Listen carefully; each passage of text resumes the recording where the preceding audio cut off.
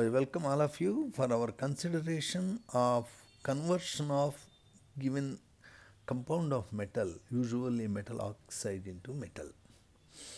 In metallurgy, we aim to get metals by converting naturally occurring ores into metals. The ores are subjected to three-stage process, namely the concentration of the ore, then getting an impure metal, finally refining the metal. The second step, in order to convert a metal oxide, simply if you can heat and get the metal, that is a wonderful thing. But many metal oxides require very high temperature in order to decompose. So providing that much high temperature may not be practical. Therefore, we try to take a substance, say M dash, and heat the MOX to get M dash OY and the metal which we desire. This M dash is called as a reducing agent. This permits the decomposition of MOX at a manageable temperature. Low temperature means low expense. Now, the M dash reducing agent can be simply carbon, carbon monoxide, aluminum, magnesium, zinc, etc. Whatever that is suitable. In order to identify a suitable reducing agent, Ellingham diagrams are really useful. Ellingham diagram talks about the variation in the value of delta G with respect to temperature. This delta G0 is a thermodynamic property indicating the possibility of a reaction. The delta G0 is equal to the enthalpy change in the process minus the product of temperature and entropy change. Enthalpy change means what is the quantity, total heat energy change that happens in the process. If the heat energy is released, we know it is called as exothermic process and delta H is negative. And delta S is a measure for randomness of a system. More is the number of gas molecules you are getting as a product, or delta N gas in the equation is positive, means the number of moles of gaseous products are increasing in the course of a reaction. As they are increasing, the randomness is increasing. It means the reaction would be really favorable and happen all by itself if this delta G0 value is negative. Negative is the value of delta G0. If delta H0 is negative, that is favorable, exothermic. If delta S0, that is change in the number of moles of gases, is positive. Now, for a process, if delta Z is 0, we say the forward reaction happens, the reaction is spontaneous. In our case, MOZ happily becomes M plus Z by 2O2, or MOX plus M dash gives M dash OY plus M. This reaction goes in a forward direction if the delta Z value is less than 0, spontaneous.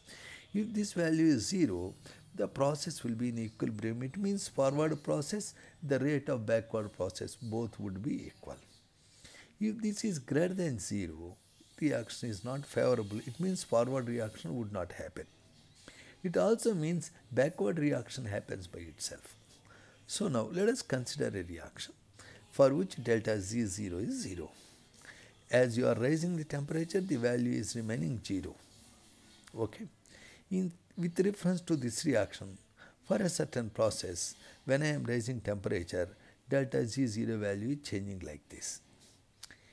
This graph indicates for our process, say MOZ gives rise to M plus Z by 2O2. For this process, the delta Z0 value at a lower temperature is negative with respect to this line. At a higher temperature than this point, delta G0 value for our reaction is positive. It means below this temperature, the reaction goes forward. Above this reaction, the reaction would not go forward. It means that If you are considering a reaction in this graph for silver plus oxygen gives silver oxide.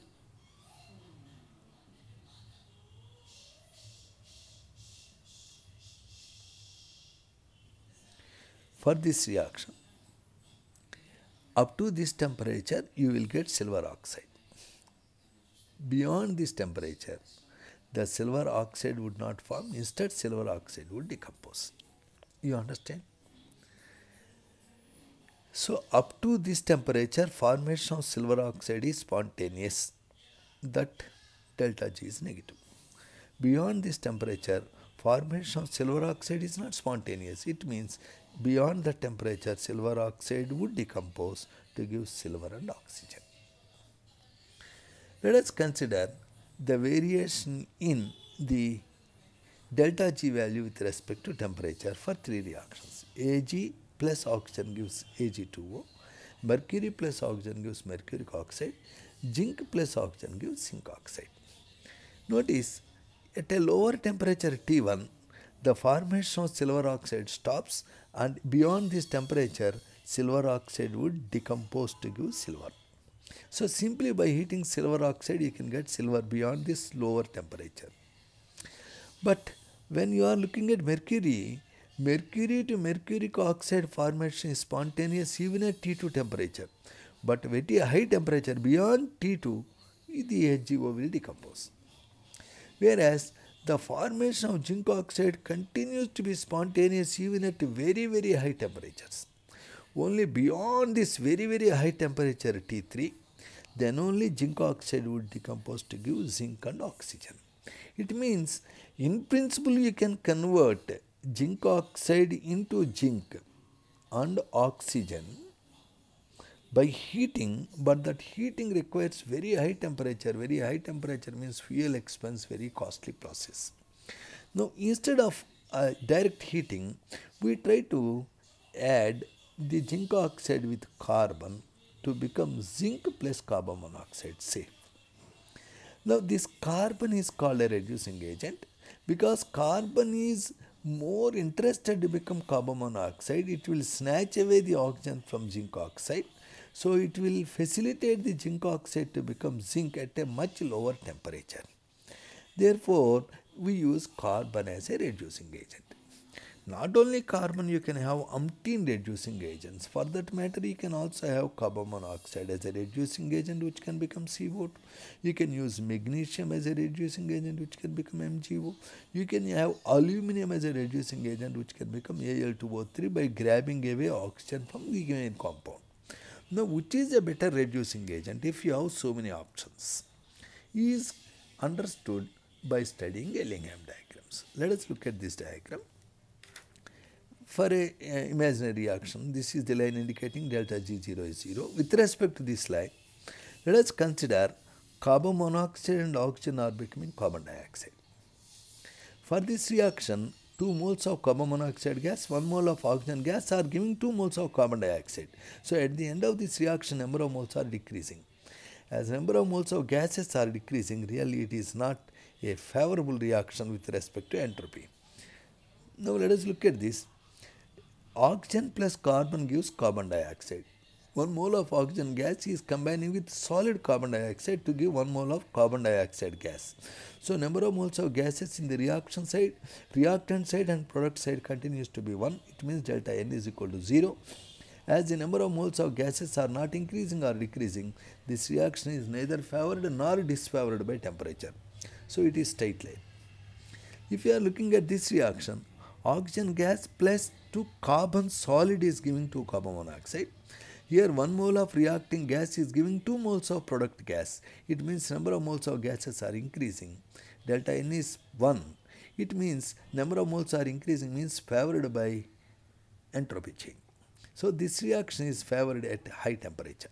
It means at high temperature the carbon loves to be carbon monoxide, but it dislikes to be carbon dioxide from the considerations of these lines. This line is indicating as you are raising temperature, the graph is going up. Going up means the delta G value is becoming more and more positive. We are saying this line is 0.